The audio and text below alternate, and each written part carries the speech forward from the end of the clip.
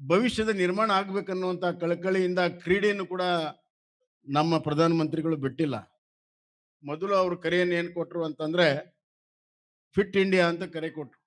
ದೈಹಿಕವಾಗಿ ನಾವು ಸದೃಢ ಆಗಬೇಕು. ಪ್ರತಿಯೊಬ್ಬ ಯುವಕರು ಕೂಡ ದೈಹಿಕವಾಗಿ ಶಕ್ತಿಶಾಲಿಗಳಾಗಬೇಕು.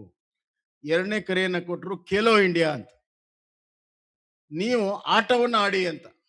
ಸೋಲು ಗೆಲುವು ಮುಖ್ಯ ಅಲ್ಲ, ನೀವು ಆಟವನ್ನು ಆಡಿ ಅಂತ. ಅದು ವಿಶೇಷವಾಗಿ ಗ್ರಾಮೀಣ ಪ್ರದೇಶದ ಕ್ರೀಡೆಗಳಿಗೆ ಬಹಳಷ್ಟು ಮಹತ್ವವನ್ನು ಕೊಟ್ಟು ಖೇಲೋ ಇಂಡಿಯಾ ಕಾರ್ಯಕ್ರಮವನ್ನು ರೂಪಿಸಿದರು. ಆಮೇಲೆ ಒಲಿಂಪಿಕ್ ಹತ್ತಿರ ಬಂದಾಗ ಜಿಟ್ಟೋ ಇಂಡಿಯಾ ಅಂತ ಮಾಡಿದರು. ಅಂದ್ರೆ ಭಾರತ ಗೆಲ್ಲಿ ಅಂತ. ಒಲಿಂಪಿಕ್ಸ್ನಲ್ಲಿ ಪ್ರಥಮ ಬಾರಿ ಅತಿ ಹೆಚ್ಚು ಮೆಡಲ್ಗಳನ್ನ ತಂದಿರುವಂತ ಖ್ಯಾತಿ ನರೇಂದ್ರ ಮೋದಿಯವರ ನೇತೃತ್ವದ ಭಾರತಕ್ಕಾಗಿದೆ ಅನ್ನುವಂಥದ್ದನ್ನು ನಾನು ಹೇಳಕ್ ಇಚ್ಛೆ ಪಡ್ತೇನೆ. ಕೇವಲ ಸದೃಢ ಇರುವಂತಹ ಯುವಕರು ಯುವತಿಯರು ಅಷ್ಟೇ ಅಲ್ಲ, ಇವತ್ತು ಯಾರಿಗೆ ದಿವ್ಯಾಂಗ ಅಂತ ಕರಿತೇವೆ, ಹ್ಯಾಂಡಿಕ್ಯಾಪ್ಟ್ ಅಂತ ನಾವು ಕರಿತೇವೆ, ಪ್ಯಾರಾ ಒಲಿಂಪಿಕ್ಸ್ ಆಗ್ತದೆ ಅವ್ರಿಗೆ. ಪ್ಯಾರಾ ಒಲಿಂಪಿಕ್ಸ್ ನಲ್ಲಿ ಅತಿ ಹೆಚ್ಚು ಮೆಡಲ್ ಗಳಿಸಿರುವಂತಹ ಖ್ಯಾತಿ ಭಾರತದ್ದು ಅಂತ ನಾನು ಈ ಸಂದರ್ಭ ಹೇಳಕ್ ಇಚ್ಛೆ ಪಡ್ತೀನಿ. ಹೀಗೆ ಕ್ರೀಡೆಗೆ ಬಹಳ ಮಹತ್ವ ಕೊಟ್ಟಿದ್ದಾರೆ. ಕ್ರೀಡೆಯನ್ನ ಇನ್ನಷ್ಟು ತಳಮಟ್ಟಕ್ಕೆ ತೆಗೆದುಕೊಂಡು ಹೋಗಬೇಕು. ನಿರಂತರವಾಗಿ ಯುವಕರಿಗೆ ಪ್ರೋತ್ಸಾಹ ಕೊಡಬೇಕಂತ ದೃಷ್ಟಿಯಿಂದ ಸಂಸದ ಕೇಲನ್ನ ಕೂಡ ಮಾಡಿದ್ದಾರೆ. ಅದು ಇವತ್ತು ನಾವು ಇಲ್ಲಿ ನಮ್ಮ ಜಿಲ್ಲೆಯಲ್ಲಿ ಪ್ರಾರಂಭ ಮಾಡಿದ್ದೇವೆ. ಇಲ್ಲಿ ಪ್ರಮುಖವಾಗಿ ವೈಯಕ್ತಿಕ ಕ್ರೀಡೆ ಮತ್ತು ದೇಶಿ ಕ್ರೀಡೆ ಎರಡು ವಿಭಾಗದಲ್ಲಿ ನಾವು ಮಾಡಿದ್ದೇವೆ.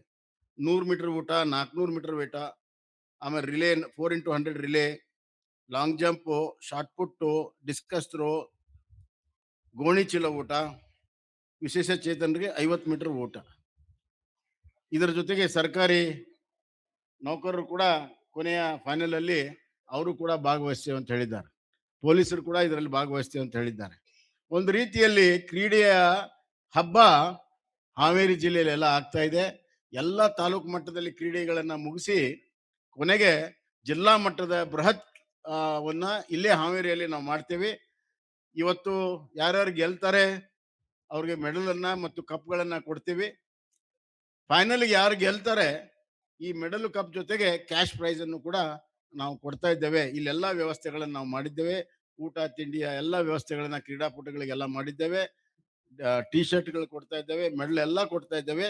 ಯಾವುದೋ ಒಂದು ವ್ಯವಸ್ಥಿತವಾದ ಕ್ರೀಡೆಗೆ ಏನ್ ಬೇಕೋ ಆ ಎಲ್ಲ ಕಾರ್ಯಕ್ರಮಗಳನ್ನ ನಾವು ಜೋಡಿಸಿದ್ದೇವೆ. ಇದಕ್ಕೆ ಸಹಕಾರ ಮಾಡಿದಂತ ನಮ್ಮ ಜಿಲ್ಲಾ ಆಡಳಿತ, ಜಿಲ್ಲಾಧಿಕಾರಿಗಳ ನೇತೃತ್ವದಲ್ಲಿ ಬಹಳ ದೊಡ್ಡ ಸಹಕಾರವನ್ನ ಇವತ್ತು ಅವರು ಕೊಟ್ಟಿದ್ದಾರೆ.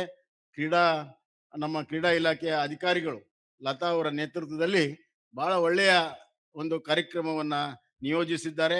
ನಾನು ಜಿಲ್ಲಾಧಿಕಾರಿಗಳಿಗೆ, ಶ್ರೀಮತಿ ಲತಾ ಅವರಿಗೆ ಮತ್ತು ಎಲ್ಲ ಸಿಬ್ಬಂದಿಯವರಿಗೆ, ಎಲ್ಲ ಹಿರಿಯ ಜಿಲ್ಲೆಯ ಅಧಿಕಾರಿಗಳಿಗೆ ವಿಶೇಷವಾಗಿರುವಂತಹ ಅಭಿನಂದನೆಗಳನ್ನ, ಧನ್ಯವಾದಗಳನ್ನ ಈ ಸಂದರ್ಭದಾಗ ಹೇಳಿ, ಎಲ್ಲ ಕ್ರೀಡಾಪಟುಗಳಿಗೆ ನಾನು ಶುಭವನ್ನ ಕೋರ್ತೇನೆ. ಆಲ್ ದ ಬೆಸ್ಟ್ ಅಂತ ಹೇಳ್ತೇನೆ.